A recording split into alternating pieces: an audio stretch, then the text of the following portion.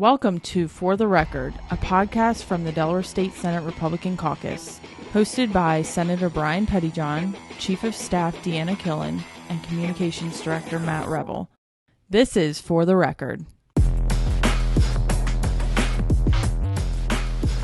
See the writing? Plug. It's upside down. It very well could have been me. That's all right. Yeah, there was an upside down.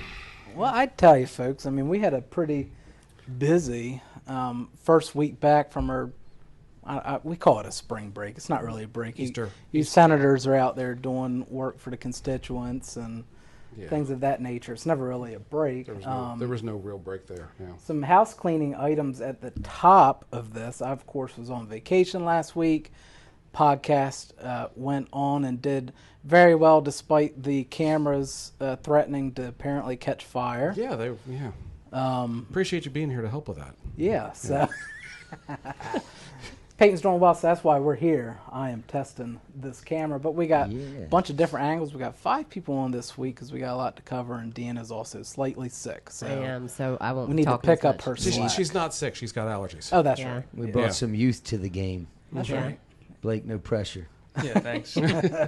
I do like how Matt's personality instantly changes though when he's off camera on his own little camera. Yeah, That's right. It's like he goes into like DJ mode or something. He just takes I charge. actually feel more comfortable behind the scenes, but I don't know. I feel show in the corner. I feel like a little looser. So, but we're also keeping an eye on this camera to see what we got to do if it does decide to overheat. if it starts catching fire or something. Yeah. So if you see a leg moving into the main wide angle, it's because I've forgotten. So. That's interesting. Yeah. All right, so let's dance. All right, let's jump right into it. We'll start with the big bill of the day, which was the new project labor agreement bill that you heard us talk about, SB 241, a couple episodes ago, which was a bill that required project labor agreements for all public work projects over $5 million. That's been replaced with a new bill, SB 272, that requires project labor agreements for school construction projects that cost $1 million or more. So that was in committee today. Again, we had tons of opposition. Blake, you sat in on that, so you can probably add to it. But yeah, it was great. We even did some interviews with some of the people that testified after, and we'll have that coming. You'll be seeing that soon. They gave their testimony on video to us, so it was really good what they had to say. What was the common theme, Blake? There was definitely a lot of really good testimony. A lot of people were kind of saying that this is going to take away their business. It's going to harm, a lot of minority businesses. It's going to harm all the smaller businesses. And it just doesn't sound very business friendly. It's definitely, I think someone talked about it in their public comment, how they're worried that this is a one person's a way to try and kind of adhere to a special interest group, which is the unions in this case. So I think the biggest theme, it definitely was you're taking our choices away, and you're taking our ability to operate our businesses as we please away from us. And Blake had a very interesting, we were talking earlier, we had several school districts come out. Lake Forest, all 3 of the tech schools came out in opposition, saying this was going to add costs to school construction. And what is it you noted about DSEA? Yeah, well, I wrote all the people that supported it. Well, in terms of education, it was like Lake Forest, you mentioned, Milford School District, and all the technical school districts. Newcastle wasn't here, but they were in conjunction with Sussex and Polytech. They were all opposed. Is that They were right? all opposed, but of course the Association of School Administrators and the DSEA were all in support of it. So it's like kind of like, we understand you guys kind of work for us and with us, but we don't want to listen to you. Which, we want to do our own thing. by the way, what does the DSEA have to do with this? It's just a union thing. I know, but like, what it is. I understand, but it's like it has nothing to do with bettering education, providing a better teaching environment for the teachers. But anyway, an interesting thing. I mean, I've gotten a lot of emails about it, and one of the things that's in those emails: save Delaware jobs, save Delawareans. Pass this bill, Delawareans and Delaware jobs. But I get to the end of the email and see what their address is, and I'm thinking at least 70% are from Pennsylvania, New Jersey. They're not even in Delaware. They're actually coming in and taking jobs from Delawareans. Other people that work in Delaware and live in Delaware could be using or could be having it. So it's odd that the types of emails and communications that I'm getting, with the vast majority of them being from out of state people. So what I tried to do early on in this thing was just stay neutral and ask for a better understanding of what this bill does. And that meant taking conversation, meeting with folks that are representative of the bill itself, union, right, and having them explain it, and then going back and obviously trying to listen and learn from the other side. Because when you speak to both sides, they kind of both say similar things. They both say it's going to create jobs. It's, we're going to preserve jobs, create jobs. We're going to lower costs. Somebody says our side will keep the costs low. The other side's going to raise them. Then you go to that side, and they say the complete opposite. Right. So it's a very challenging thing. What I kind of settled in on and what I explained today, I literally walked across the street. I saw a few friendlies in both sides. I mean, you have friends that are in the union. You have friends that are obviously in the group that was here today that is in what we'll call the merit side of things. And I saw a couple of them waved, and I walked over, and the next thing you know, I'm speaking to the group. And, I'm like, whoa. This wasn't planned, but let me talk to you about my thoughts. My thoughts are rather simple. As somebody who was a union guy and appreciated the union when I was in it, I just believe it needs to be somewhat organic, right? That's the plan with the union. You're free to organize. You're free to, kind of attract enough attention that, you gain momentum in a workspace where maybe you're not being treated fairly. But I don't think the state should be mandating that. And that's really where I came down to on this one. I respect their opportunity. I'm very concerned about this piece of legislation kind of forcing it into the scenario. Right. And forcing people into the union, and the bill sponsor actually said that today. He said that his hopes are that this bill will change the construction culture, and that he said, I hope everyone sitting in here, today in the chamber will join a union. Well, these people, they don't want to join a union, so I don't understand the pressure to do that. But one person stood up at the end, and I thought it was very interesting what he said. He said, to your point about changing the culture of Delaware and the construction industry, it absolutely will, because now we have all these people paying into union dues, and those union dues go to your political candidates of choice to support their campaigns, which makes it even more uneven than it is now, which is crazy uneven. So I thought that was a good point. A lot of people pointed out union dues and where they went. Right. And if he hopes that more people join the union, again, I don't think folks are opposed to that, but then you do it organically. Exactly. Yeah. You do it in a way choice. that's traditionally done. Yeah. You don't say, I hope, and because I have the power, I'll mandate it. That's not the way it should work. Yeah. Yeah. I think it's also interesting that this is the second type of legislation that Senator Walsh has presented that's dealing with like the same sort of issues. So we saw the same people come back in opposition to this, and no offense to him, but I think what are we? Why? So many people have already said they're not going to budge on this issue, and here we are, kind of doing it again, but a different way. It's like trial and error wasn't like a part of this thought process, I think. Yeah. Yeah, it's good for, someone young like you to come out and be able to watch this and experience it. Yeah, it's a lot of fun. It is. But yeah, the prevailing theme I saw, which I've talked about before on this podcast that we see all the time, is we know better than you, we need to help you. And that's actually what one of the union reps actually said was, we're here to help them. Like, they don't know basically how badly they're being treated and how underpaid they are. So we're here to help them and to show them. And I just hate that whole mentality. I feel like it's very demeaning, and it kind of indicates that people can't think for themselves or they're not smart enough, and I just don't like that whole argument. All right. Anything else on project labor agreements? Yeah, we got a lot to go through today. Yes. Do you know if it got signed out? It did. Wow. Yes. It did. Yeah. Of course it did. Well, you never know. It's a robust crowd here. It is what it is. Yep. Okay. All right. Next, we'll have a little split here. We'll show how diverse our party is and how differently we think. Okay. SB3. We're independent thinkers. We are. We are. We are not groupthink. Right. And we're going to be able to disagree on this bill cordially. Everyone's going to watch us. Are you sure? I think so. don't know about SB 3. I don't know, we'll see. The commenters may not, but it is what it is. SB 3, Senator Brown introduced a constitutional amendment. This is the first leg. So it has to pass this General Assembly, and then it has to come back again. Which it has. Which it has. Yep. And then it will come back next year again, and it has to pass that General Assembly for it to go into effect. But it did pass this week. I forget which day it was.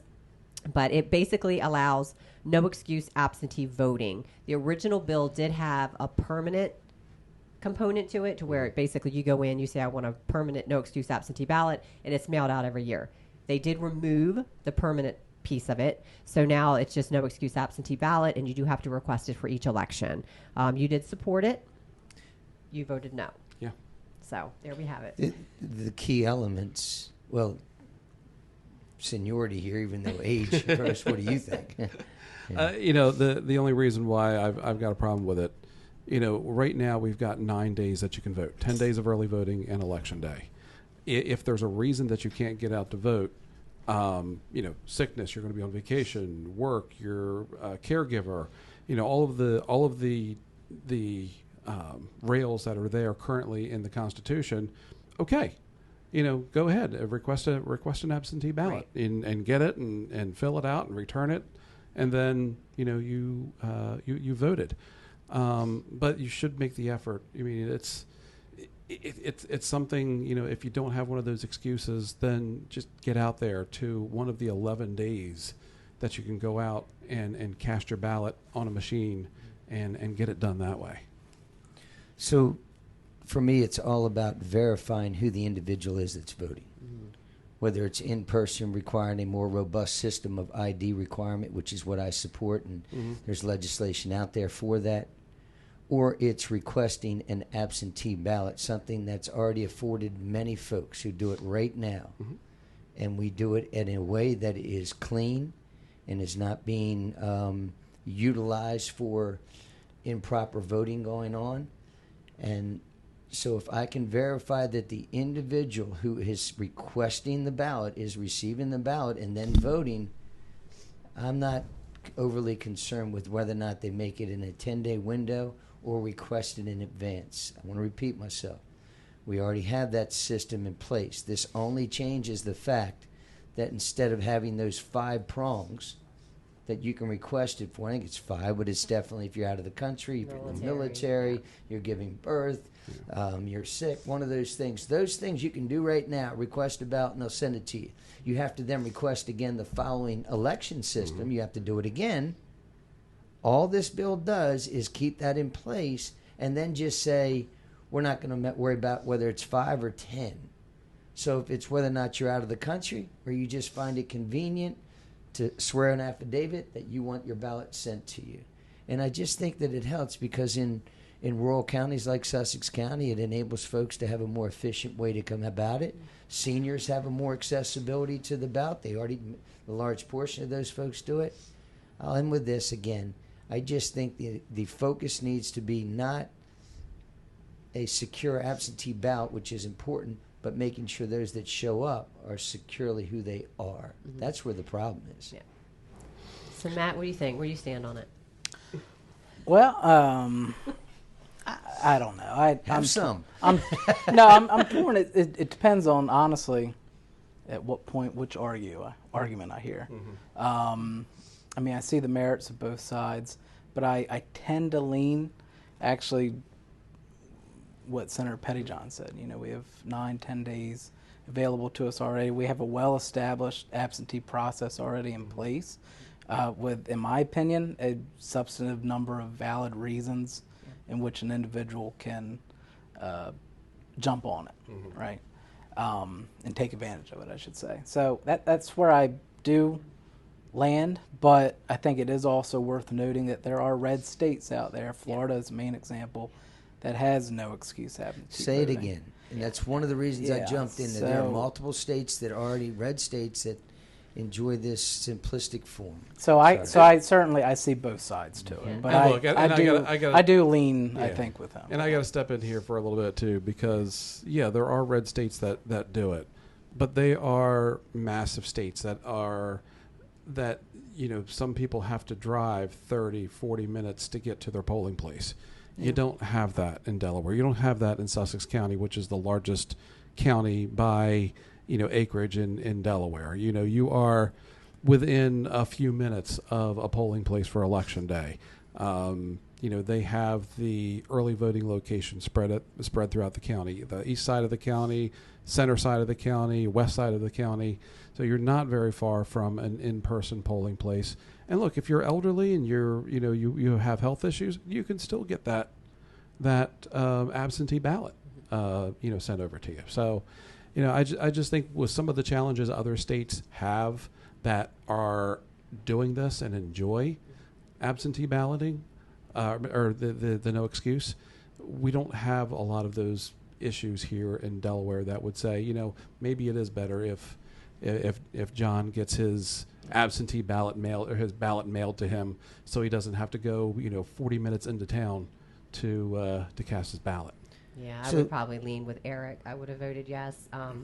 I do wish that we would clean up our voter rolls, but but I would have And there's legislation that I'm a sponsor of that does just that ensures that occurs. Legislation ensures that you present at the polling location that it's more than just you saying, yeah, that's who I am. You have to prove it. But I will make sure folks need to clearly understand this if you've never participated in an absentee ballot.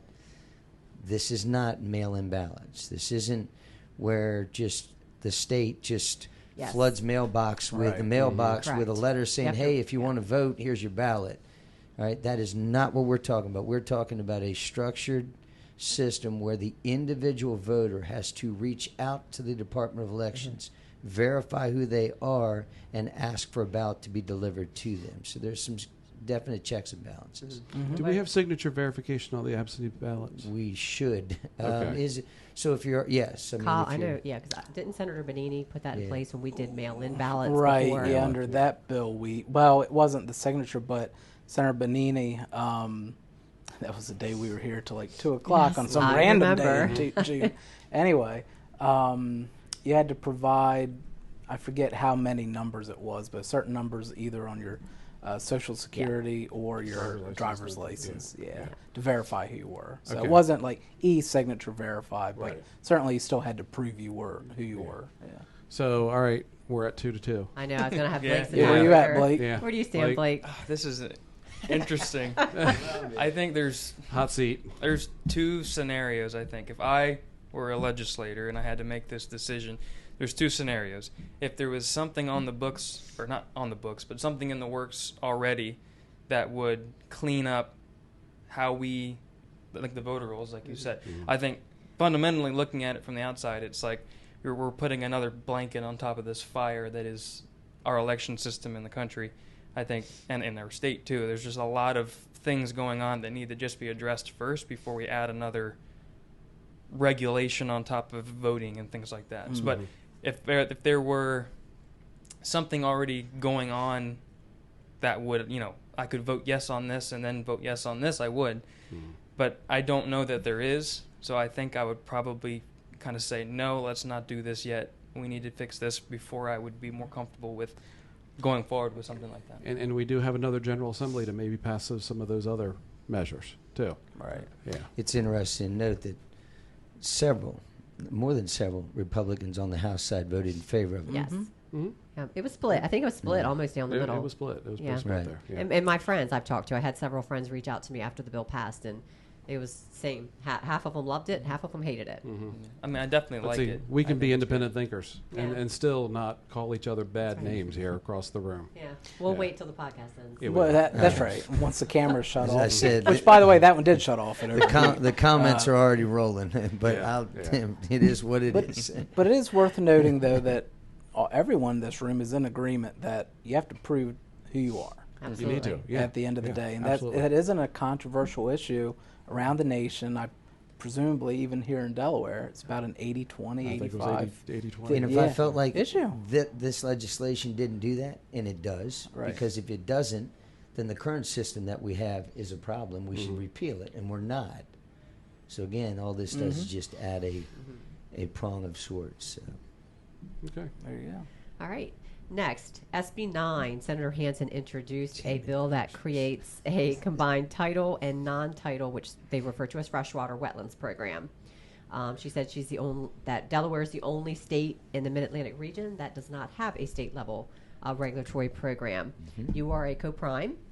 I think after committee meeting, we all felt pretty confident that this is a good bill, just because of the amount of stakeholders, diverse stakeholders that were around the table that do support this. And that's the key right there, diverse stakeholders. And I think for me, because you know me, I hate big government. I always speak against it. At first, I thought this was giving DENREC more power, but when they said that the regulations to implement this will actually be developed by the Wetlands Regulatory Advisory Committee, which includes most of the people that sat around the table to help develop this bill. So after hearing that, I'm like, okay, I'd much rather this group be making these decisions than DENREC. So I felt much more comfortable. So on that group was what? Agriculture, folks from the agriculture Yes. industry. 25 members. Real Farm estate, Bureau. contractors. So it isn't just activist The environmental organization. Right. I mean, it's a diverse folks from a wider range of industries within the Delaware And not everybody was happy. Not the environmentalists were not all happy with it because they wanted to go further. So I mean, I think this was, and with everything, you just have to have some balance. And I think this was a well balanced. But I was very skeptical about it. Up until I heard testimony yesterday. And I even made a comment. I was extremely skeptical because I remember the bill that came to us 3 years ago. That was horrendous, and my phone was blowing up from our agricultural community, from from even some of the conservation organizations that were like, "Whoa, this is not good."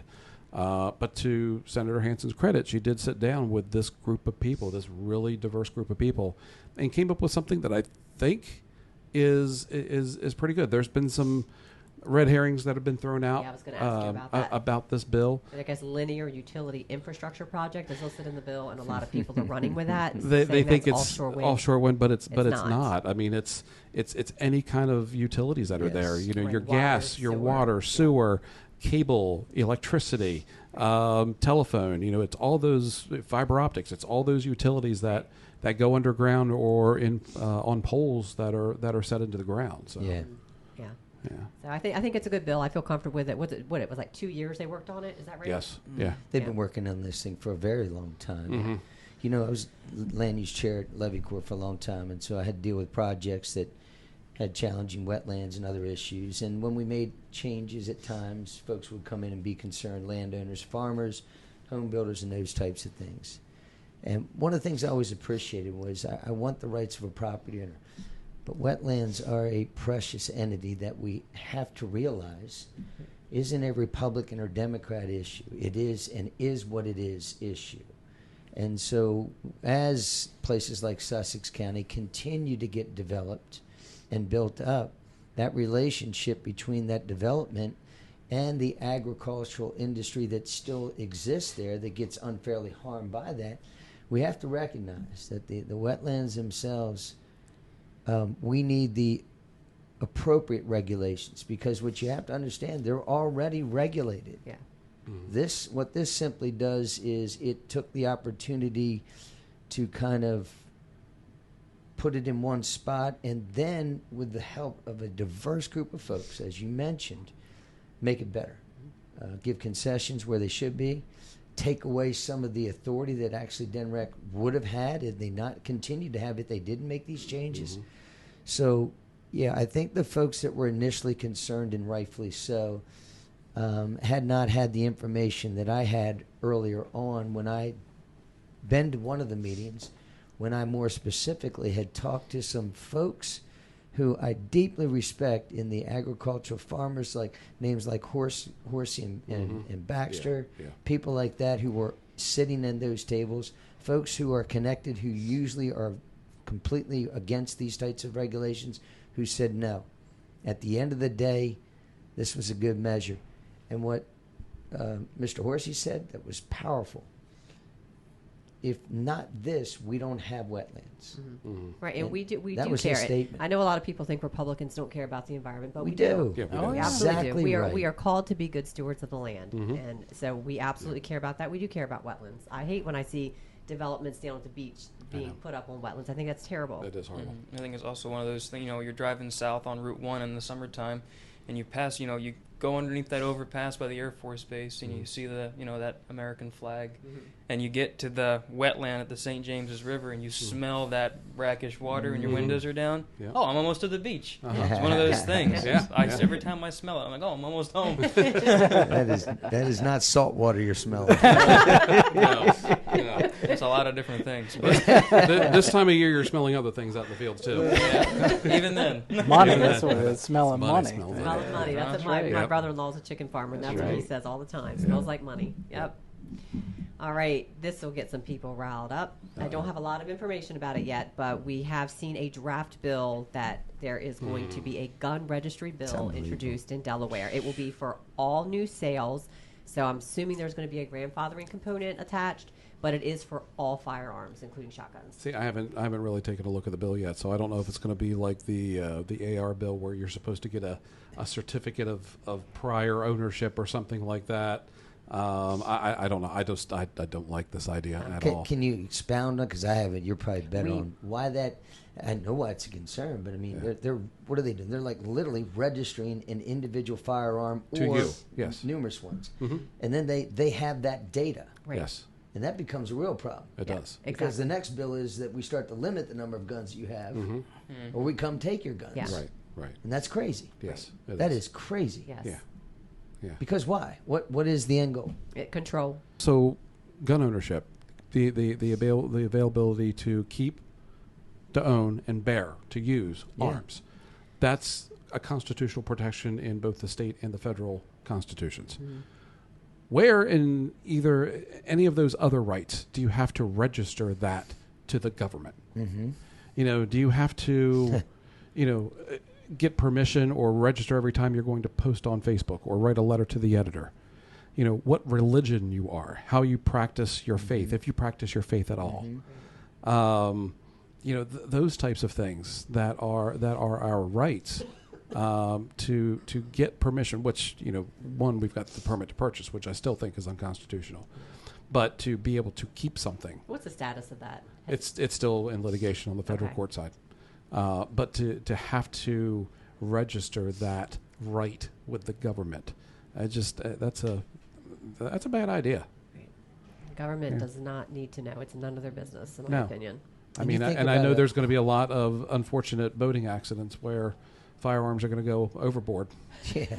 Oops. Anything in Kubala Park there? No comment. I don't know. But some of these pieces of legislation, they lack a cause and effect when it comes to what's the intent. Well, we want to see less crime, less violence, whatever. There's no correlation between the two here in Delaware, but what there is a correlation is literally the financial cost to the state's budget. I mean that and they do, and I did hear the person who shared this information when we did say this is going to cost Delaware a lot of money. And in a point in time where we are really scrutinizing, every bill for the cost to do something that's going to have such a huge fiscal impact is extremely irresponsible. I mean the permit to purchase program alone is millions of dollars to set up and then to implement in our budget. And I guess I'm curious how a gun registry would even work. Like, how do they know if you don't register your gun? Yeah. I mean, are they going to come to your door? Are they going to check everybody's house to see? Like, how do they know? Well, I assume What if it's people search don't and comply? seizure. I mean, I assume it's done at the point of sale, right? Oh, that's, So I I guess mean, that's all for your new- new So, I mean, if firearms, there's- but New I'm not sure. firearms, but I just wonder if there's not a grandfather That's the clause scary in. part. It is. It You know, is. Now because like I you're said, gonna- I now haven't you- seen the bill, so I don't know. I mean, if we've there's got not. friends who rightfully have as many guns as they want. Mm-hmm. What are you going to say to them? Yeah. You have too many guns? Says who? Or we see that you have these many guns, you're Yeah. going to go on a watch list. And why do you have this one? Why do you need that one? What about museums that have firearms? Do they have to register all the, Civil War muskets and things like that? Because, Right. what's the end? Yeah. Yeah. And I'm sure that no criminal is going to. No, all the criminals are going to register their firearms too. Think they will? Yeah, I- after they why file wouldn't out they? the serial After they get their numbers. permit. Why wouldn't they? They're going to get the permit to Yeah. purchase. Each one of them that has that access is the community gun Right. that we heard about during the A few years ago, there was a firearms symposium up in Wilmington, and they were talking about community guns. Yep. I'm sure each one of them has a permit to purchase and are registering their guns. Every gun bill that we've had in Delaware has it's aimed at the law-abiding citizen. It is. Every one of them. But they don't. It just doesn't stop. No. I know. That's Just the when we scary say part. what else could they possibly regulate, they've done it all, and Yeah. then every year we get something.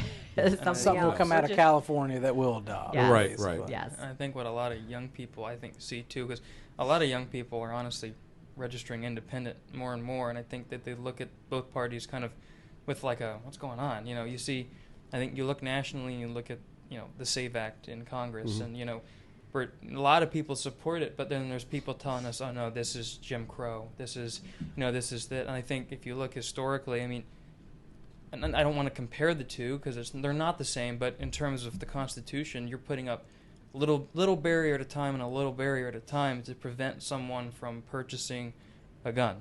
I think it's just no different than putting up barriers that it's not that big of a deal to go and vote. Right. I think it's the same Yeah, I mean that's constitutional true. matter. Yeah, that's a good point. Yeah. All right. So soon as that gets filed and we have a number, we'll have more information on it. Sussex County Council voted 4-1 to appeal the court ruling approving the substation for U.S. Wind. So I mean, I voted against the bill that overrode Sussex County's zoning decision. Bad move I think we all did. for that bill. Yeah, on a couple different fronts. One, it takes the local control away from the county. They held hearings, they heard from the public, they took all of the testimony in, weighed everything, and then made a decision. We didn't have that same process. We didn't notify local property owners. We didn't do the advertisements that the county is supposed to do to make these zoning decisions when we decided to override their zoning decisions. And then number two, it was a case that was actively being litigated in the courts. So we short-circuited the process and said, well, we know better than the county. We're going to know better than the courts too, and pass a law to override it. Yep. Bad move. Yeah, bad move. And I think this is going to be a case of first impression with the Supreme Court. So, the arguments that they use and the decision that comes out of the Supreme Court will guide, guide this process, whether it's for, zoning change for the substation, whether it's, the state forcing zoning changes for accessory dwelling units or, whatever's going to come next. Yeah, I'm curious to see how they roll in this because it will affect a lot of things. It will, yes. It's definitely going to affect local control. So from another local control guy, what do you say? Everything you said, and I think the importance of what people need to understand is it seems kind of ticky-tack local control. It's everything. It is. Local government, whether it's the municipality, whether it's the county government. When the state comes in, and here's the problem. You're talking about Sussex County local control being taken away by Newcastle County elected officials. Exactly. Very That's- different counties. That's the problem. Yeah. Yeah. And if you can do it once, They're gonna once keep you doing do it, Yeah. the door's now open. And there will be no need anymore And it's- for municipalities, for All the local zoning councils, boards. Well, nothing. No need Because for that. my belief that you don't understand your problem and my belief that I can fix your problem if I just do it for you overrides your connection, right? And that's what we do as legislators sometimes, especially my friends up north. They see themselves as knowing how to cure problems, others' problems, by legislation, when the reality is the folks are down there going, well, we're good if you just leave us alone. Reassessment's a kind of a key point. We're good here, Yeah, we- appreciate you, but we're good. You just leave us alone. I think Kent and Sussex showed Newcastle how reassessment should be handled. And I've said it before, you do not want a bureaucrat from Dover or Wilmington deciding what gets built next to your house. Yep. That's local. Bottom line. Yep. Yeah. Yep. It's a big deal. I don't think people really electeds, right? A lot of them, and you having municipal experience do. They don't really appreciate the closeness you have as a council person in a small town. You are face to face with Right. the people you serve on a daily basis. Here at Lake Hall, we live in a bubble a lot Right. of times. What Yeah. we vote on a lot of times is just bubble stuff. You can't do this at a town council in Georgetown. Yeah. No. Or a Kenny levy court meeting in Kent County. They'll fill the room on you. Yeah. Yeah, they will. And you have a process. You can't, there's no forcing things through. Yeah. True. a process that's prescribed by the state. Yeah, well, Yes. there you go. But we didn't follow that process with the advertisements There it and is. sending things to property owners when we decided to override a decision that was made by a county government. That's a fair point. It's good for thee. Yeah. Yeah. Good one. Yes. Good for thee, not for me. Yeah. That's right. So That's right. we'll give you the rules to follow because we know they're good rules. But we're not. We're not going going to to follow. Right. Where was that Forget talking about it. It point wasn't for last us. year? I didn't think of that. That was good. Yeah. All right, House Bill 400. This was voted out of the House Administration Committee yesterday, sponsored by Rep. Harris and some other Democrats. It's basically a fee package. It alters various taxes and fees assessed by the Delaware Secretary of State. Yeah. I'm going to let you kind of talk about what exactly it affects. Yeah, It's let me see the definitely- fee impact here real It's quick. not, yeah, and then 142 million Yeah. is what it's going to bring in every year. Yeah, Raising so- prices again on people? Yeah, I mean, Yeah, where are so- we? Where are we? Yeah. 40 some? Where are we in business friendliness? This will help with that, I'm sure. I've heard 47. 46, Maybe- 47. Maybe this will get us at 50. Yeah, might be. Again, we're trying. They keep thinking that 50 is good. I Yeah, need to it's tell weird. them no, it's Yeah, low. they know No it's- numbers are good, Yeah. not We'll high score numbers. this It's like like golf. golf. We want Yeah. to go low. Yeah. Exactly. Right. So this isn't I don't know. This isn't bowling where you want a higher score. Right. Yeah. I don't think they know. No. So here's the thing. It doesn't affect C corps, which is your large corporations. Okay. Like, this is pennies to them. It is. I mean, This and is- this wouldn't even. This will affect like your chicken farmer. A chicken farmer wants to go and do an LLC. But there's still a Right. lot of corporations that have LLCs as subsidiaries as Right, well. Right. Yeah. So you But have a C again, corp this that is- owns But this will a number. affect local, like a lot of your restaurants that Yes. Yep. file LLCs. So- My husband and I at one time, we were going to start a business. We filed for an LLC. What kind of business were you going to have? I'm not going to get into that. Okay. For another episode. That's another episode, yeah. Okay. So general partnerships. You see that a lot where you have family farms. They go into a partnership. General partnership, limited partnerships, LLCs, limited liability partnerships. All of these fees are going to go, their current tax from $300 up to $400. And your LLPs, your limited liability, limited partnerships, currently are $200 per partner. So each partner has to pay $200. This will go to $300 per partner. And there's some of these that you've got a lot of partners And that are there's in some these. fees, I don't even know if they're listed in there, but there were some new fees that were mentioned that were like crazy. It was like a $10,000 fee and it was new. Oh, the I think it was like expedited. an expedited one. Yeah, expedited service. So, so if you're one of these companies that needs a corporation today, like right now, like the microwave, you need to stick it in and get a corporation done. You can get a corporation in 30 minutes in Delaware, but right now it's going to cost you up to $7,500 to do that. So you must really need it bad if you're going to spend $7,500. Now, under this new bill, up to $10,000 to get a corporation or a filing done in 30 minutes or less. What is actually involved in on the state's end in approving that? Clicking a button. So honestly, I mean, Yes. Well, it's no. I mean, it's 75 putting come it's, on. look, it's putting stuff into the computer. Okay, I've making heard- sure that the name's not taken, Ooh, I bet making that sure takes a lot of time. making sure the paperwork is in order, putting it in, hitting enter, and then stamping. Shoo. 10,000. 10,000. We're in the wrong business. Yeah. We are in Paying the for wrong the business. legitimacy of our system, Of our I brand, guess. of our Yes. brand, the legitimacy That's of kinda the what Delaware it brand. is. Okay. So we've got fees that are increasing, significantly. Some, the Delaware Workers Cooperative Act filing fee goes from $100, doubling it to $200. Certified copies, $20 to $50 for the first page.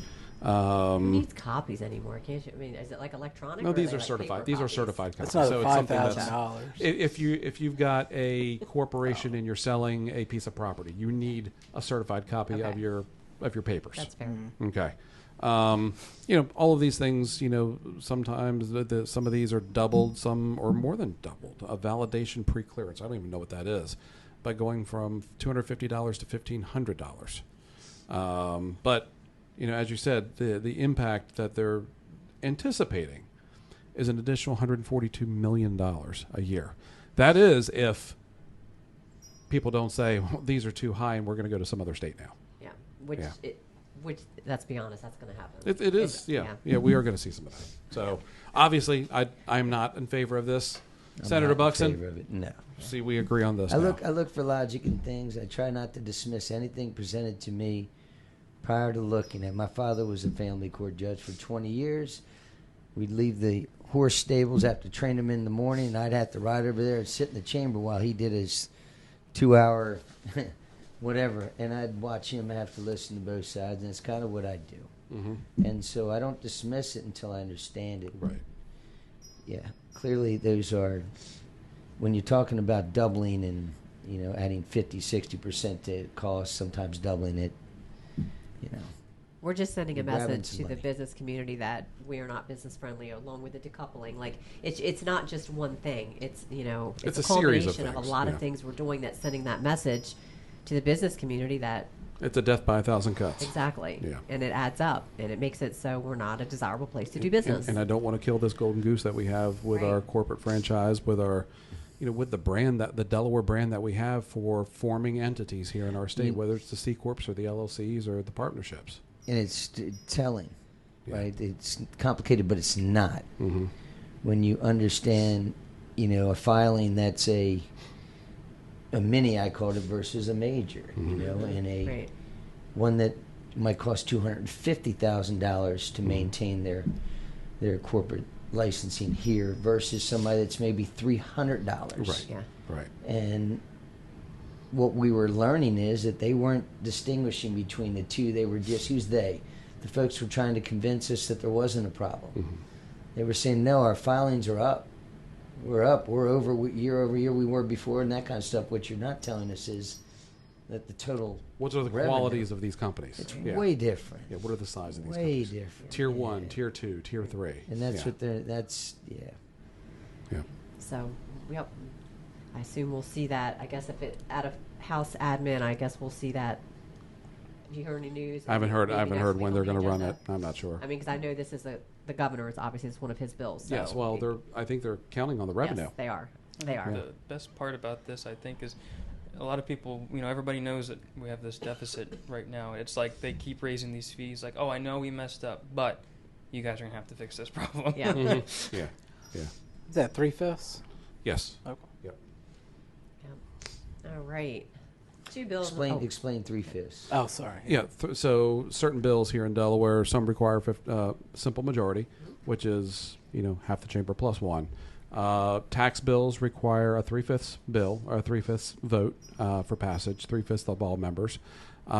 Some bills require a 2/3 to change a municipal charter, to do the corporate any of the corporate bills.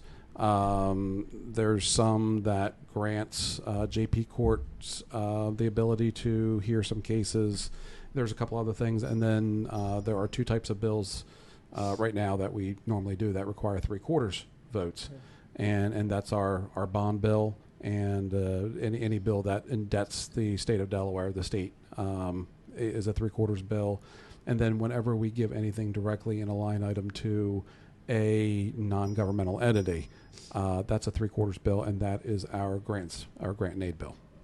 And that one's unique. Which one can we, as Bond Republicans, bill. We can do 3/4 in the Senate. In the Senate, we can. Yeah, in the They Senate can we more can do in the House. Right. we can do the 3/4. In the House, if the Republicans stick together, they can do a 2/3 and a 3/4. Now, again, another 2/3 bill, important constitutional amendments. Yes, that's Those are those are 2/3 bills. It's unique stuff. 'Cause One we vote- have one the vote simple away. majority Right. of most things, and then all of a sudden, and I don't think people understand how important that is, because if the supermajority happens Yeah. and they make a A constitutional 2/3 supermajority, because they already have a 3/5 supermajority over there. right. Yeah. So I'm talking about constitutional amendments Yeah. specifically. So if they pass a constitutional amendment, it's not like, okay, next year the elections change and we get more Republicans and we can change it. We have to go all the way back around to where now Republicans get supermajority more than likely to go back and undo that.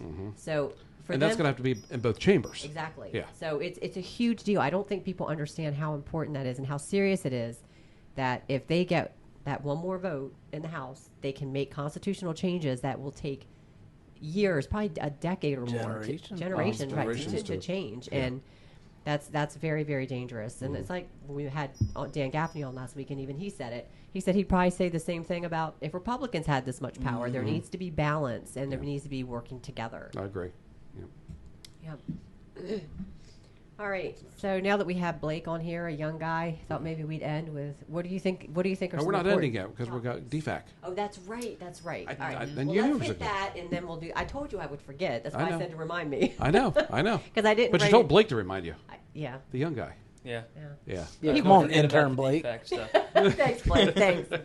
So Yeah. why don't you speak to that before So, I ask him his question? we've tossed around the term DFAC before. I just for maybe people that might be tuning in for the first time or recently. So we have a process here in Delaware where we have people from the Department of Finance. We have cabinet secretaries. We have legislators. We have academics that meet about at least five times a year, to look at what our revenues, what our expenses are, and what our anticipated revenues are going to be. And it's called the Delaware Economic and Financial Advisory Committee, or DFAC. And the important thing with DFAC, so they will meet in September, they will meet in October, and the October and December DFAC is when we get information for the governor's recommended budget. And then they will meet a few more times leading up to the June DFAC, which is supposedly the last one that we really focus in on what our revenues are going to be for the next fiscal year. Constitutionally, we are only allowed to appropriate 98% of what our expected revenues are going to be for that next fiscal year's budget. That 98% is key because it's that number that comes from DFAC, and that June DFAC is what we use to set what the 98% spending threshold is for the state by our Constitution. So DFAC was created by Governor DuPont in the 1970s. Via executive order. Via executive order. And every governor since has done DFAC by executive order. There's been talk for a while about, even before Governor Meyer, maybe it's time to codify, to put into the laws the DFAC system. That way, it's a signal that, it's a signal to the bond markets that rate us, on our bonds. The better our bonds are, the cheaper we can borrow money for building things. And we have a here very in Delaware. good rating. And we have Delaware an has a good rating. extremely good rating. They like the fact that we have the 98% appropriations threshold. They like the fact that we have DFAC. These are things that they look at and they're like, okay, well, maybe Delaware doesn't have a broad economy in terms of manufacturing and all these other things that other states do, but they have certain controls to keep their financial house relatively in order. DFAC has always been by executive order.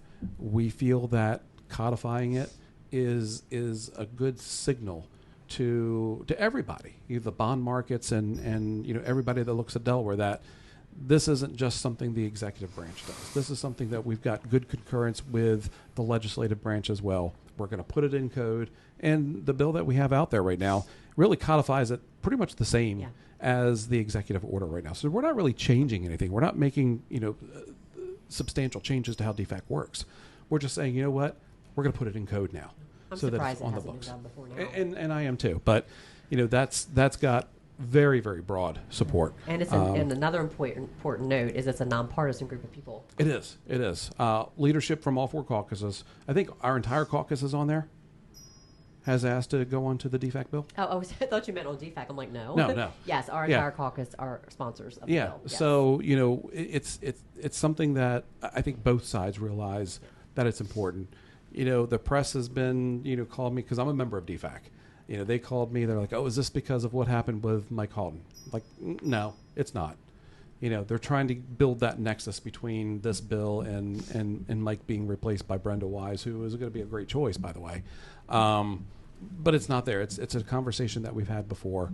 It's just really time to do, and we're naming it after Governor DuPont and Senator Cook. That great Republican governor.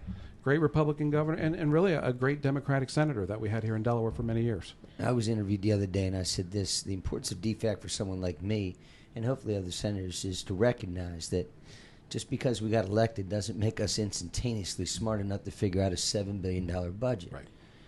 And the members of DFAC are where I can rely on folks who are supposed to be, not influenced by partisan politics, but be above that and be able to provide us the information we need to make effective decisions. That's why I think it's exceptionally important that they remain without influence. And then they asked about the bill, and I simply said this: you can't argue that it's not a reactive, but it's also a proactive measure. There's no question that it's a reaction to what occurred, but it's not a punishment of Myers. It's a reaction to what was done, but it's a proactive move looking in out years because of what Senator Pettyjohn said, which is it makes sense. It's an effective defect. I explained to you why. And let's not have it be subject potentially to an administration who maybe in future years doesn't see the value in it. So let's be reactive in that or proactive in that. No. Yep. Yeah. True. It's a good bill. It is a good bill. And we've had, like you said, you and I have been here 10 years. We've had this discussion multiple times. We have. This isn't a new discussion. You know, I had the conversation with Speaker Schwarzkopf a few years ago. You know, I've had the conversation with Senator Sokola. You know, it's something that people thought, okay, yeah, it's a good idea, but then there was another fire that came up, and something else took priority over it. And this is the year that we just say, you know what, let's draw the line in the sand and get it done. Yep. Yeah. So now to Blake. Yes, I was just going to ask Blake to as a young person, because we always like to hear what's happening with the young kids. What are some important policies that are important to your age group that you'd like to see Delaware address, or even if it's something nationally you can think of? Yeah. I think, like I said earlier, the SAVE Act, nationally, the SAVE Act. You support the SAVE Act? I do. Okay. I do. I think it's extremely important. What's the SAVE Act? In a nutshell, summarize. In a nutshell, it's basically kind of supposed to be, should be a joint, a nonpartisan piece of legislation, but it kind of requires, the proof of ID to vote in a federal elections. Sure. I think it's extremely important. It's a no-brainer, but we'd be an outlier. As another podcast episode. Most states or most countries don't require that. They just let you vote, I guess, huh? Yeah, I guess. No, exactly. No, exactly. Exactly. And We're the outlier. and they make you dip your finger in the die too, to make sure you don't go vote again. It's amazing. Okay. It's amazing. But that's definitely one thing. I think it's the same for a lot of people. Though. I mean, I'm in that age where we're starting to purchase homes. We're looking at starting families. Obviously there's been multiple studies and things like that with men that voted for Harris and men that voted for Trump in the election, and still what their priorities are in life. And men that voted for Trump, their priorities are starting families and having kids and all those things where it's the opposite. So let me ask you. So we've seen things happen between different generations. So greatest generation, ones that fought in World War II, they had a lot of trust and faith in government. I think after Watergate scandal, you saw that trust in government start to erode pretty quickly. I think Reagan regained that trust. That's right. Yeah, Reagan started to regain that trust. Where do you see that your generation is right now in terms of trusting government to do the right thing? Yeah, I think my generation, I can't speak for everybody, but I can definitely speak for myself. When I say I think that there's a large part of us that don't trust the government at all. I think we trust the institution itself. Like, we trust what Madison and Jefferson and Adams and Washington all intended, and that's what we want. But we don't trust basically since FDR, the bloating of everything else. That part of the government we don't trust. Right. Largely. I think there's outliers that are like, well, no, I don't think we should have Congress at all. It's like, okay, well, calm down a second, but I think that's where a lot of us are. I know myself. It's like I don't want to be.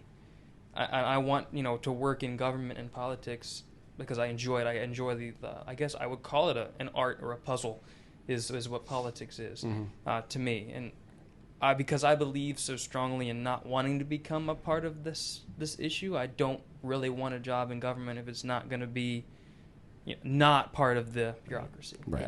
I can't. I see. It's definitely split, because you look at your age group that supports like Mondani and his policies. It's all about let's get government involved and help solve our problems. Yeah. I think another big issue, and you see it too, is like a lot of youth, are turning back towards church, a lot towards the Catholic Church, True. which is interesting. But very traditional. extremely traditional. Yeah. I think there is just back to that, point of they're searching for something that's just real. Yeah. And a lot of our daily life is just not real. I think there's this, when you talked about Mamdani and their politics, and a lot of what people my age and my thought process want is the government to encourage people to help each other, not to encourage the government to help other people, because then you create this, and religiously, the Bible calls you to help the less fortunate, not for you to call the government to help the less fortunate, so Right. you don't have to. Right. It's not how that works. No, So- I agree. I agree with that. Yeah, and wholeheartedly. so I think back to my point, like one issue that a lot of people, that are in that stage of wanting to start families and have houses is a little bit of a government step back from all the processes and things like that. There's a lot in the way, I think, and I don't know exactly what all it entails. I just know that I'm doing a little bit of research as to what would it be like to live in Seaford. I'm like, I don't really want to deal with Delmarva Power. Let me go find somewhere where Yeah. the co-op is. I Smart mean, move. it limits. There's a lot of things that limit where you want to live, and I think one of them has to be with the cost of living. Yeah. Cost of Now, living. my parents, they told me when they started out, and this was, no offense to anybody here, but this was about 2003, when they were graduating high school, and and I was born the year after. None taken. But they, were looking for their first house, and they bought a trailer in the trailer park on Sand Hill Road, just outside of Georgetown. The first house was there. Yeah. And you look at the cost of a similar trailer like that, single wide, nothing special. I was looking on Zillow, and some of them are $100,000 for that on land you don't even own. Right. Yep. You have to pay land rent. Yeah, I think it's a government is controlling your ability to even live. You can't live comfortably, so they keep you over here while they're doing this over here. And you mentioned trailer parks, and trailer parks, when we were young, that was affordable housing. Right. And now they've overregulated that industry so much, you don't see much of that anymore. Non-existent. You don't see new Yeah. trailer parks No, coming up. you don't. No. And like you said, people You can't see- afford to Yeah, you see pay the lot rent. absolute like, opposite now. Yeah. Yeah. Yeah. Again, So- government gets involved to try to solve a problem, and they almost always make it worse. Yeah. Yeah, I think so. I think to sum it up, I think there's a lot of things that need change, and I think a lot of what's happening isn't addressing which needed to be addressed. Well, it's good to hear a young person's perspective. Mhm. We appreciate it. Yeah. I appreciate. We getting that never to have say it. young people on the podcast No, we don't. Yeah, anymore. we're Yeah, just no. We don't. some of us old people. Compared to him, Matt you're was, old. Matt was young. Matt was the young one. Oh, good. Yeah, Matt was the young one, and Yeah. What year did you graduate, Matt? High school 2007. So, Okay. Yeah. You said your parents were 03? Mhm. Oh, okay. Oh. Yeah. What year were you Yeah. guys? 92. What president? Not 92 under. Clinton, right? No, No. Bush. 92 Bush. Bush Okay, yes, 41. Yeah, Yeah. Bush 41. Yeah. Clinton was Each coming other. in. Yeah. What, there was a big campaign, I think, our senior year, right? It was. Yeah. Yeah. Yeah. You got Yeah. 92 was Mhm. election. Yeah. Yeah. Yeah. Where you at, 83, Buck? baby. 83. Clinton would be a Nice. Republican in today's time, let's be honest. Don't tell him that, he doesn't know. Okay. When did you graduate? High school, High school. 2019. 2019, Peyton Peyton says. was 2019. Yeah. 2022. Nice. Like it. COVID COVID kid. kid. COVID kid. I Yeah. was a sophomore in high school. But it's Yeah. encouraging, right? We got the future of Yeah. Republicanism here. Yeah, we're in our molding office them. right We're now. molding them and Mhm. training them to go off and do great things. But see, but in the here's name the of thing: conservatism. we're presenting them with stuff, and letting them make up their own mind. And I think that's important. That's what I did, with my daughter. I didn't say, you need to do this, you need to do that. Of course, she grew up in a household with, with me. So Ah, it might have right there. it might have nudged the needle a little bit, but she's got her own opinions of things. Some things that I don't agree with, and I'm fine with that. And that's the Yep. thing about what I'm seeing about the modern conservatism. If you don't agree, that's fine. Yeah. Mm. I You know, actually enjoy state a your good case. debate. As long as your disagreement is based in something closely related to a Yeah. fact, Yeah. and not a talking point that's not My- real. Yeah, Matt and I don't agree on a lot. Like But the moon you- landing. Yeah. As someone who has stepped out of line a few times, more than a few times. Who's that? Yep. But make sure you understand something. In my mind, It's based on the belief that I've looked at the issues and understand them as best I can and then make an honest decision. Yeah. My frustration with folks who find criticism with that, maybe even some of the votes that occur, is that those votes are steeped in a singular lane based on a theory that's not proven, based on a title that has no substance behind it or fact behind it. And that challenges me a lot of times because I'm left kind of out here to explain it. And what I want to ask him is, well, the difference maybe is I look past the title, or maybe I recognize while it's a challenge, if I understand the full merits of it, there's merit in it. Yeah. And so, yeah, I learned a long time ago, if you're in a room with everyone agreeing with you, you're probably in the wrong room. Yeah, agreed. Absolutely. And that doesn't mean when you go speak the other side, you're seeking to agree with them. It does mean that you're seeking to understand it better. Because, look, we're in Delaware. We're in a country, right, that is 50-50. You know, we're in a Republican administration now. Great. All in favor. If it changes hands, it's typically going to change hands by a small percentage. So, you know, got to accept that in Delaware, and we got to work to advocate for our positions by communicating with sometimes folks in the space I don't agree with. We have become the Big Tent party. I Well, agree. 20 years ago. I agree. But that's the different, challenge, yeah. and I should have said that is, you know, we talk about Reagan. I mean, yes, he was president when I was running around, but, you know, he said 80-20, right? He was very clear with 80-20. But I would say in Delaware, what if it's 75-25, right? It's still a hell of a lot better than 100% against, right? Right, So right. that's what you got to understand when you're talking with folks who maybe 25% of the time you don't agree with. That means 75% of the time we're locked in step, and there's some key ingredients we agree on. Yeah, we have our And- core beliefs for sure. And Yeah. we've got, I mean, you know, there's a foundational faith in God and the core principles that I believe in that aspect that, you know, are unwavering. And, you know, there's certain things that I'm willing to listen to. Gun legislation isn't one of them because there's no sense in it. When I try to look at it, it just doesn't make sense to me. Right. Mainly because we have enough gun we have too much gun regulation. There's nothing new that you're going to bring. Except the gun registry. Yeah. Yeah, I think They'll that's, think it's something. Yeah. I think with Yeah. my generation too, you're never going to see, you know, orators again like Reagan. And I mean, you watch like clips of Reagan's debates.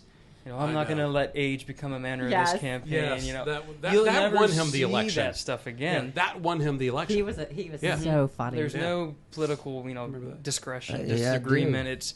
It's one way or the other, and it's with my generation especially. It's like we're either, you know, you either voted for Donald Trump, and this is you think about it, and there's a, you know, stereotype that comes to mind, and 9 times out of 10, that stereotype is how those people live, and the same goes for Harris, Biden, Clinton voters. You know, it's the same. It's kind of like disheartening, I think, in what you talked about, how you raised your daughter and stuff like that. Honestly, and for a lot of men my age now, it's when they're looking to start a family, it's a fear. Sure. It's how am I going to raise a family to have these beliefs and live this way and understand the world this way? You know, play with dirt. You know, so what? You scraped your knee. You know, there's so many things and legislation in place that will prevent me from disciplining my child in the parking lot. Right. If I grab their arm and say, "What are you doing? Let's go." You know, someone across the parking lot is going to With a cell phone camera. Exactly. Is going Right. to film that, Yeah. film the plate of Yeah. the car, and then turn it into DFS. You Yeah, I said mean- something that was interesting a second ago. You said an orator such as Reagan. That's the problem we have now. We actually have them in leadership positions, where, and I'm talking about on the other side of the aisle, where these are highly educated, skilled speakers who have a lot of knowledge but have zero wisdom or life skills. Life- yeah, That life it skills might be especially. kind of a slam on them, but it is reality. It is truthful that you have folks that are elected here in Delaware, some of our highest offices, and some colleagues who are well versed in speaking on things only from an academic perspective. Right. And that becomes challenging. I said it to the Wilmington Charter girls that were here today. They're very smart young ladies, and they were talking about their scholarships award and what they were doing. And I said, I want you to make sure you understand as you move forward the difference between knowledge and wisdom. Right. And the only way you're going to get wisdom is to live life. Look at your hands, look at these calluses. Do you have those same life calluses? If you don't, you're You're going to be academically astute. And that's the problem with things like education and all these other things and politics. Very well-intended, smart folks. They apply policy with no feeling of it. They don't know what it does. It's supposed to work because I read it in a book. Yeah, people leaving college, going right to Congress, making laws. Namdi, what's his name? Namdi or whatever, the guy in New York's a prime example. Oh, hey, he was a rapper. That's pretty impressive. But think about it. Do He a is quick Google running. search. He's was a running rapper. a city. You haven't heard his SoundCloud. song? No, I have not. Pull a song up, Matt. He was a rapper. What were you saying? Well, his Sam? life skills. Look at his story. This is a factual statement, not a slam, although you could argue. He is running New York City as the mayor. Look at his life experiences, right? There's no question when you hear him talk, young folks will get enamored with, some of those things because, somebody's going to chase that. But there's no Yeah, because found- when you can't afford a house, free everything does sound good. I don't It does. fault the people Yeah. of New York City for Yeah. voting for him. I really don't. And I know it's a lot of Republicans will say that. I can It's understand I can't believe it. why they did. But it's a house of cards. It Exactly. doesn't work. Right. It doesn't. But it sounds wonderful. Mm-hmm. It doesn't But work. Generation after generation after generation of mismanagement of the city has led to where they are right now. Yeah. Right. Yeah. I think people just aren't reflective like they used to be either. No. I mean, No. FDR was the first one to do it, but every president stopped after 2 terms. Didn't have to. Mm-hmm. Teddy tried, Right. but we saw that work. But they usually look back and say, he knew better than I do, and we did. There's just none of that. I don't know. Yeah. It's a You're lot. representing groups that are destitute on the streets, poor, dealing with drugs. You've never done any of that. Not that you had to. You're representing unions. You never had a job. You're representing families. You don't have a family. Right. Now it'd be fine if it was one of those, but that's your total. That's your total package. Yeah. And you're in charge now. And that is the one thing I'm finding more and more is the lack of family and children. Yeah. Okay. But It's disheartening. I mean, and that's like what my point was earlier. It's like, how can I raise a family in a world that doesn't want it to happen? It's. maybe your generation will turn things I back really around. hope so. I'm I hoping really so. hope so. Yeah. Yeah, I'm hoping so. I've seen something in your generation that I haven't seen in a while. There's some kind of spark that has happened there, and I'm not sure if it was COVID that did it because The distrust in government was definitely distrust in government, and then you were kind of left alone to fend for yourself during COVID while your parents still, they didn't send you to school because the schools were closed. They went to work, and you were at home, and you had to be a little bit independent, and that's something that we had, the 3 of us. I don't know about you, certainly not you, but just having that independence that okay, I've got to make my lunch, I've got to make sure that I'm logging on to Zoom at the right time, to go on to classes, those types of responsibilities that you had to do that you didn't have somebody standing over your shoulder helping you with. I think that was just that little bit helped a lot of your generation just kind of mature a little bit more, a little bit faster than some of your predecessors. Yeah. Yeah, I'd agree. Yeah. I'd agree. I think COVID definitely did a lot of people in. It helped some people. It hurt others. It hurt a lot of people. Yeah, it did. It did. And they're still hurting. Yeah. Yeah. Last word, Eric?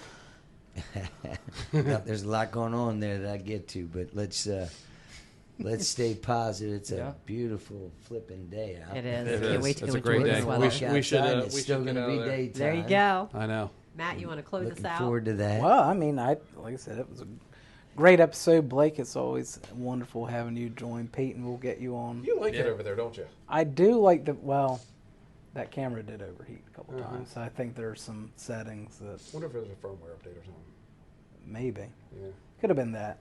Could have been the SD cards too. Is that my fault? No. No. I ordered It's the ones you definitely told me to not order. your fault. So Nothing's your fault, Deanna. Not to ever. get too into it, but there glad you are some recognize camera systems that they all have like their approved SD Okay, they cards might or just things not like compatible, that. maybe. Well, it's compatible, but for whatever reason, it just doesn't jive too well Okay. with. And maybe for whatever reason, the ones I recommended work well for my camera, but not for yours. Okay. Okay. So So it's your fault. Okay. yes, it very well could be. I'm Pete, not. that's perfect. wrong SD cards, and I wasn't here last week. Yeah. But There it that's is. basically what it Who is. knew? All right. Well, so next week we will be here in Dover again. The week after that, Bond Bill Committee will do its annual markup, I think. It's hearings, and then we'll have a couple another week stretch. JFC will do, I think, finalize some stuff. Bond will finalize some things. Then June. Then we'll be there for June. Yeah. I'm sure June 30th / July 1st. Yeah. We'll see how long we go. Yeah, we'll see. Yeah. This one is going to be a little more difficult, I think. It's going to be tough. You noticed that with JFC. Mm-hmm. They're definitely changing the way they're doing some things. Yeah. And for the good? Yeah. Well, yes, it is no question. It's for the good. I mean, we've been forced to manage the budget, unlike previous years. There we go. You mean like every other household in America? Yeah. Well, we've started to see the tea leaves and draw it down. I say we. It's the chairs have a lot of influence. They do, to their credit. So we'll see how we manage, this next markup, because typically we add a little bit to it, right? But it depends on what DFAC comes back with. It comes DFAC, but really what we got to be cautious of is next year's outlook. The out year does not look good. It doesn't. So Yeah. we might be able to see an improved situation from DFAC for this current year's spending. Mm-hmm. But don't get it twisted. They're still forecasting next year to be very difficult. Yep. Yeah. Does the governor threaten to veto the budget if he doesn't get that fee package? The governor can line item veto a budget. Oh, yeah, that's right. Yeah, he's because got there line item veto. were some rumors last year that There were. was. Yes. The question is, can we make the budget work without that? Yeah. It's a big question. Oh, we can. I'm but here. Well, yeah.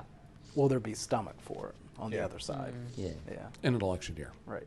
Right. Again, I always say we instead of they, because it is we, but our position is going to be, we can do it. Yeah. Right. That's how you got to do it. Same way Yeah. you do in Yep. your Show the pain. household. That Yep. requires some independent thinking. Yeah, there you go.